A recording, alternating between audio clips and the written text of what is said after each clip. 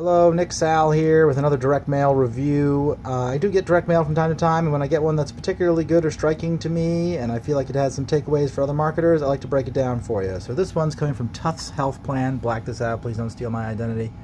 I received this message and really liked it. And let me tell you why. First of all, look at it. It's just one page. Great use of white space. I can read this in, a minute or two.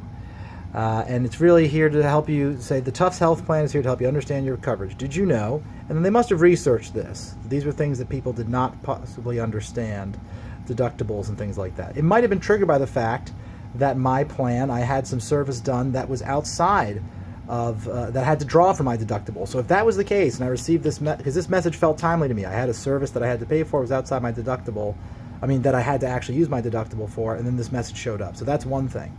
It's a light, easy message.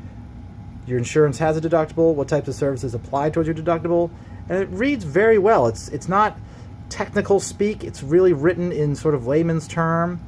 It basically tells you this is what's going to happen. These are the future messages that you can expect. You get an explanation of benefits. And then it says, how can you obtain more information? And it draws you online. So who says that direct mail can't help draw your digital presence? Almost all the direct mail pieces I do have some sort of call to action, go to the website. Look at this. Not even a URL. They're just basically telling you exactly where to go. Go to this place under I'm a member, then how your plan works. I just thought this was so easy to digest for people of all ages and all levels of web savviness. And then here's this final piece. For additional questions regarding your coverage, feel free to contact the member experience specialist below, Jessica, named person. It's not call our 800 number and have somebody from our call center call, address you. Here's a real person that you can call and their extension.